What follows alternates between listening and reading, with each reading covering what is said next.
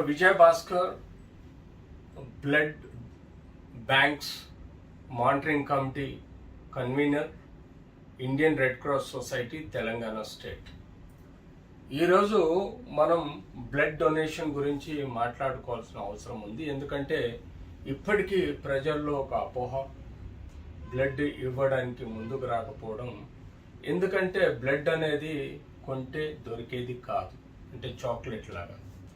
ఇది మన human beings, మనుషులు దానం చేస్తేనే అప్పుడు సీరియస్గా ఈ బ్లడ్ కొరత వలన చనిపోయే సంఖ్యను మనం తగ్గించుకొని మన దేశాన్ని, ప్రజలని ప్రగతి పదంలోకి, అంటే వారి ఆరోగ్య పరిస్థితిని మెరుగుపరుచుకునే విధంగా చేసే ప్రక్రియనే బ్లడ్ డొనేషన్. సో యూజువల్గా మనం తీసుకుంటే బ్లడ్ డొనేషన్ అనేది చాలా సేఫ్ అండ్ వైటల్ ప్రాసెస్. ఇది కొంటే దొరికేది కాదు. ఒక వ్యక్తి ఇంకొక వ్యక్తికి ఇస్తేనే అది ఉపయోగపడుతుంది. ఎవరైతే ఒకసారి రక్తం, ఒక యూనిట్ ఆఫ్ బ్లడ్ డొనేట్ చేస్తారో అది 5గురికి ఉపయోగపడే విధంగా వాడుకోవచ్చు. సో దాన్ని మల్టిపుల్ పర్పస్, అంటే హోల్ బ్లడ్గా వాడుకోవచ్చు, లేకపోతే ప్లాజ్మాగా వాడుకోవచ్చు, లేకపోతే మనకు హీమోగ్లోబిన్ తక్కువ ఉంటే ప్యాక్ సెల్స్గా వాడుకోవచ్చు. ఈవెన్ సర్టెన్ రోగాలలో మనం ఇంకో వ్యక్తికి డెంగ్యూ ఫీవర్ లాంటి, ప్లేట్లెట్ పడిపోవడం లాంటి ఇష్యూస్లలో కూడా మనం ఈ యొక్క బ్లడ్, ఒక యూనిట్ బ్లడ్ని 5గురు వాడుకునే విధంగా అవకాశం ఉంటుంది. సో మీరు చేసే దానం 5గురికి అవకాశంగా మారుతుంది. సో బ్లడ్ డొనేషన్ అన్నది ఒక వాలంటరీ, ఒక మనిషి వాలంటరీగా ఇచ్చే రక్తాన్ని బ్లడ్ డొనేషన్ అంటాం. ఇందులో మనకు చాలా టైప్స్ ఆఫ్ బ్లడ్ ఉంటుంది. అంటే హోల్ బ్లడ్ అంటే ముఖ్యంగా ఈ ఒక 1 యూనిట్ అంటే ½ లీటర్, అబౌట్ 500 ml వరకు మనము ఈ బ్లడ్ తీసుకొని దాన్ని హోల్గా, అంటే కంప్లీట్ బ్లడ్ ఇవ్వడానికి కొన్ని ఇష్యూస్లలో, అంటే సడన్గా యాక్సిడెంట్ అయ్యి బ్లీడ్ అయ్యి క్రిటికల్గా ఉన్న వ్యక్తికి హోల్ బ్లడ్ ఇవ్వాల్సిన అవసరం ఉంటుంది. కొంతమందికి ఈవెన్ హీమోగ్లోబిన్ తక్కువ ఉన్న హోల్ బ్లడ్ అవసరం ఉంటుంది. కొంతమందికి థాలసీమియా, లేకపోతే కొంతమంది క్యాన్సర్ విషయంలో ఆర్ సర్జికల్ ఏదైనా మేజర్ ఆపరేషన్కి హోల్ బ్లడ్ ఇవ్వడం అవసరం ఉంటుంది.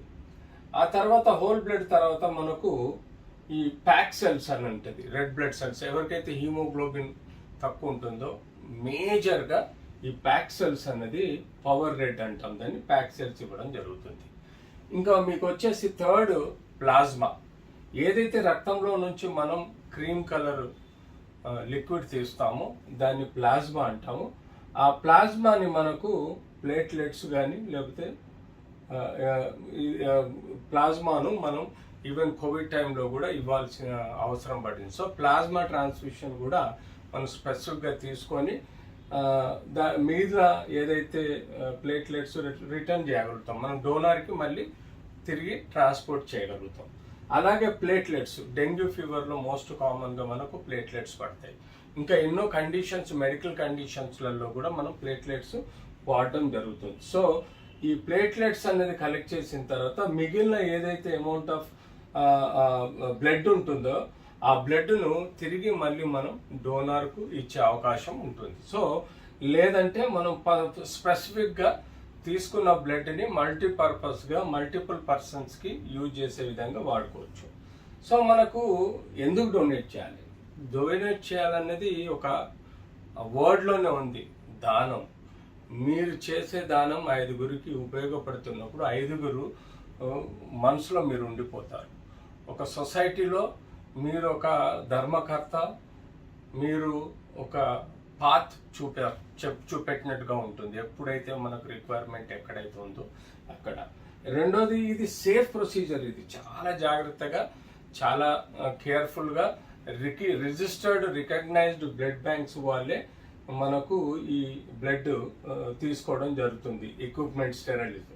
అలాగే ఇది బాడీ రిప్లెనిష్లో ఫ్లూయిడ్ లాస్కి కూడా ఇది ఎక్కువగా యూజ్ అవుతుంది. అలాగే red blood cells replenishes within a weeks. మనం బాడీలో ఎప్పుడైతే ఫ్లూయిడ్ రక్తం ఇస్తామో దాని యొక్క ఫ్లూయిడ్ విత్ ఇన్ డేస్లో వస్తుంది. అంతేకాకుండా మనకు ఎర్ర రక్త కణాలు కూడా అవి మనకు విత్ ఇన్ వీక్స్లో కొత్తగా రిఫ్రెష్గా మనకు, సో దానివల్ల మనకు బాడీలో ఒక రీప్లేస్మెంట్ రీప్లెనిషెస్ అవడం అనేది ఉంటుంది. సో ఇలా మనం చెప్పుకోవచ్చు. అసలు ఎలిజిబిలిటీ ఎట్లా, ఎవరు ఇవ్వాలి రక్తాన్ని అబోవ్ 16-17 ఏజ్ నుంచి 60-70 ఏజ్ వరకు కూడా ఇది రక్తాన్ని ఇవ్వచ్చు. జనరల్గా వాళ్ళకు మంచి హెల్త్ ఉండి ఎలాంటి ఫిజికల్ మెంటల్ సమస్యలు, ఏవైనా సమస్యలు హిస్టరీ లేని హిస్టరీ వాళ్ళకు, అంటే ఇదివరకు ఏమైనా బ్యాడ్ హిస్టరీస్, క్యాన్సర్స్ కానీ లేకపోతే ఇతర రోగాలు, అన్ఎక్స్పెక్టెడ్ రోగాలు ఏమైనా ఉన్నదా లేదా అనేది హిస్టరీ తీసుకొని అన్ని నార్మల్గా ఉన్న వాళ్ళకి, అంతేకాకుండా వెయిట్ దాదాపుగా ఒక 50 కిలోల పైబడిన వ్యక్తులలో ఎవరికైనా ఇది మనం రక్తం తీసుకోవచ్చు. సో అంతేకాకుండా ఆల్రెడీ ఆ పర్సన్ ఏవైనా స్పెసిఫిక్ క్యాన్సర్ డ్రగ్స్ మీద కానీ స్పెసిఫిక్ క్రోనిక్ డిజీజెస్ డ్రగ్స్ మీద ఉన్న హిస్టరీని కూడా తీసుకోవాలి. అందులో స్పెసిఫిక్గా రొటీన్ ట్రీట్మెంట్స్లలో పెద్దగా వరి అవ్వకుండా మనం బ్లడ్ తీసుకోవచ్చు. కానీ మేజర్ ఇష్యూస్ ఉండి ఇమ్యూనో కాంప్రమైజ్ డిజీజ్ ఉన్న వాళ్ళల్లో ఏవైతే మెడిసిన్ తీసుకుంటారో అలాంటి వాళ్ళల్లో మనము రక్తం తీసుకోవడం కరెక్ట్ కాదు.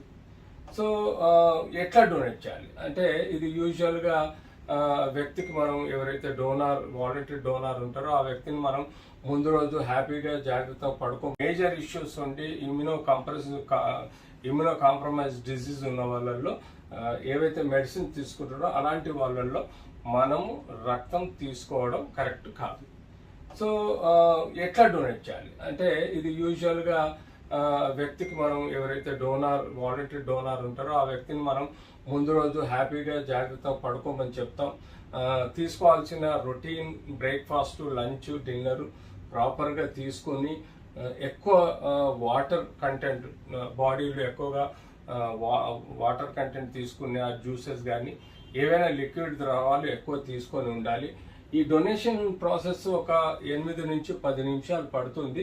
ఇది హోల్ బ్లడ్ ఒక చైర్ కానీ లేకపోతే ఒక దీని స్పెసిఫిక్ బ్లడ్ డొనేషన్ చైర్ ఉంటుంది. అంతేకాకుండా లేదంటే మనకు ఒక బెంచ్ లాంటిది కానీ లేకపోతే మంచం లాంటిది కానీ ఉంటే దాని మీద పడుకోబెట్టేసి, ఈ క్యూబైటల్ ఫోసాలో వెయిన్ వైడ్గా ఉంటుంది, ఈ నీడిల్ కూడా థిక్గా ఉంటుంది కాబట్టి చాలా సేఫ్టీగా చాలా జాగ్రత్తగా ఈ ఎల్బోలో మనము బ్లీడింగ్ అనేది చేయడం జరుగుతుంది. సో ఎన్ని రోజులకు ఒకసారి డొనేట్ చేయాలంటే దాదాపుగా ఎవ్రీ 56 రోజులకు సంవత్సరానికి 5 నుంచి 6 సార్లు కూడా ఇచ్చే అవకాశం ఉంటుంది. సో ఎవ్రీ 2 మంత్స్కి 6 సార్లు కూడా సంవత్సరానికి ఇవ్వడానికి ఆస్కారం ఉంటుంది. సో మనం ఎట్టి పరిస్థితుల్లో కంగారు పడాల్సిన అవసరం లేదు. మొన్ననే ఇచ్చాను, ఈ సంవత్సరమే ఇచ్చానని కాకుండా 2 మంత్స్కి ఒకసారి ఇవ్వచ్చు, సంవత్సరానికి 6 సార్లు ఇవ్వచ్చు. సో ఎప్పుడైతే మనం ప్లాస్మా డొనేట్ చేస్తామో ఎవ్రీ 2 వీక్స్కి, బట్ నాట్ మోర్ దెన్, అంటే ప్రతి 2 వారాలకు ఒకసారి మనము ప్లాస్మా అన్నది డొనేట్ చేయొచ్చు. విత్ ఇన్ ఇయర్లో ఒక 24 టైమ్స్ కన్నా ఎక్కువగా ఇవ్వకూడదు. సో మనం స్పెసిఫిక్గా ఎప్పుడైతే బ్లడ్ ఇవ్వాలనుకుంటున్నామో ఆ బ్లడ్ సెంటర్కు పోయి మిమ్మల్ని మీరు రిజిస్ట్రేషన్ చేసుకున్న తర్వాత మీ హిస్టరీ చెప్పడం, హిస్టరీ కరెక్ట్గా ఇచ్చిన తర్వాత యూజువల్గా ఏమవుతుందంటే medical officer, on duty medical officer me vitals అంటే బీపీ, పల్స్, టెంపరేచర్ కానీ చెక్ చేస్తారు.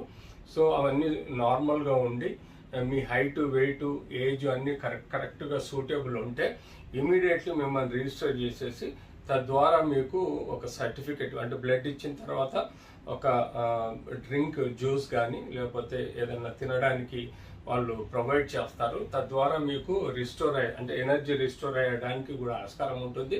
ఇచ్చిన తర్వాత కొంతసేపు 10-15 నిమిషాలు కనీసం అక్కడ కూర్చోమని చెప్పడము లేదా పడుకోమని చెప్పడం జరుగుతుంది. ఎందుకంటే సర్టన్ పీపుల్కి అది ఏదైనా ప్రాబ్లం రాకుండా చూసుకోవడానికి వీలయ్యే విధంగా మేము ఒక 15 మినిట్స్ అబ్జర్వేషన్లో పెడతాము. ఈ లోపల ఈ జ్యూస్ కానీ ఏదైనా ఫుడ్ కానీ బ్రెడ్ కానీ లేకపోతే ఏదైనా ఇవ్వడం జరుగుతుంది, తద్వారా ఎనర్జీ రీగెయిన్ చేసుకోవడానికి. సో యూజువల్గా ఎప్పుడైతే మేము బ్లడ్ తీసుకుంటామో దానిలో బేసిక్గా 4 టెస్టులు ఉంటాయండి. హెచ్ఐవి, హెచ్బిఎస్ఏజీ మార్కర్స్ అంటాము, అవి ఇంపార్టెంట్. దాంతోపాటు సిఫిలిస్ కూడా ఉంటుంది, బ్లడ్ గ్రూపింగ్ ఉంటుంది, cross matching and blood grouping ఉంటుంది.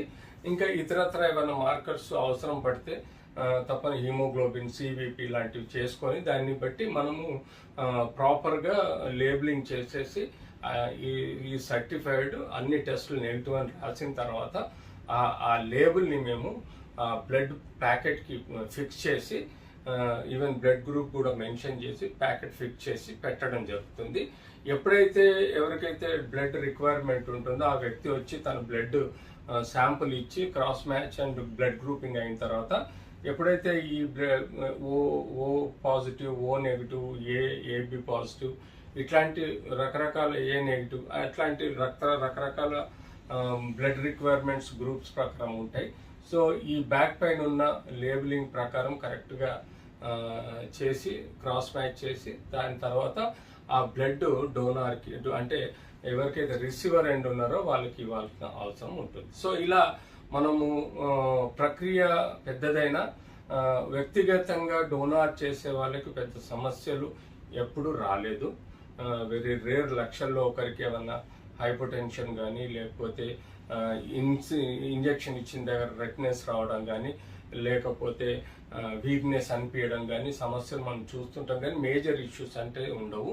ఇక్కడ ఈ రిసీవర్కి డోనార్కి మధ్యలో క్రాస్ మ్యాచింగ్ కరెక్ట్ ఉందా లేదా చెక్ చేసుకోకుండా ఇవ్వకూడదు, తద్వారా కొన్ని కాంప్లికేషన్స్ వచ్చే ప్రమాదం ఉంటుంది. సో ఓ పాజిటివ్ అన్నది బ్లడ్ కామన్గా ఉంటుంది, అది యూనివర్సల్ డోనార్గా కూడా మనం పరిగణలో తీసుకొని ఎమర్జెన్సీలో ఏ బ్లడ్ గ్రూప్ వాళ్ళకైనా ఇచ్చే ఆస్కారం కూడా ఉంటుంది. సో ఇలా మనం బ్లడ్ డొనేట్ చేయటం వలన మనం ఇంకొక 5గురిని బతికిచ్చే అవకాశం ఉంటుంది. కాబట్టి దయచేసి బ్లడ్ డొనేట్ చేయండి. ఇండియన్ రెడ్ క్రాస్ సొసైటీకి ఇప్పుడు ఒక 10 బ్లడ్ బ్యాంకులు తెలంగాణ స్టేట్లో ఉన్నాయి, ఇంకొక 10 బ్లడ్ బ్యాంకులు మేము ఎస్టాబ్లిష్ చేస్తున్నాము. So Indian red cross society ప్రపంచంలోని ఒక వాలంటరీ ఆర్గనైజేషన్.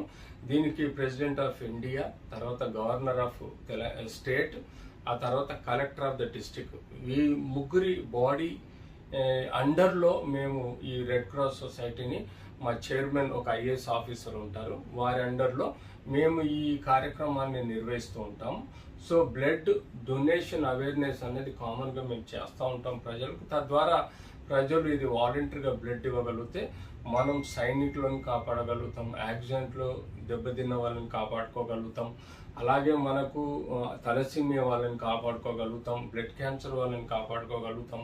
ఇలా ఎన్నో రకాల మెడికల్ అండ్ సర్జికల్ ఇష్యూస్లో సతమతమయ్యే ప్రజల్ని కాపాడుకోగలుగుతాం, క్యాన్సర్ పేషెంట్స్ని కాపాడుకోగలుగుతాం. కాబట్టి దయచేసి మీరంతా ఈ బ్లడ్ డొనేషన్కి దోహదపడాలి, సహాయం చేయాలి. బ్లడ్ ఇవ్వటం వల్ల విత్ ఇన్ షార్ట్ టైంలో మీకు ఫ్రెష్ బ్లడ్ వస్తుంది. అంతేకాకుండా హార్ట్ ప్రాబ్లమ్స్ తక్కువ ఉంటాయి, తక్కువ వచ్చే ఛాన్సెస్ ఉంటాయి. మీకు బాడీలో ఒక కొత్త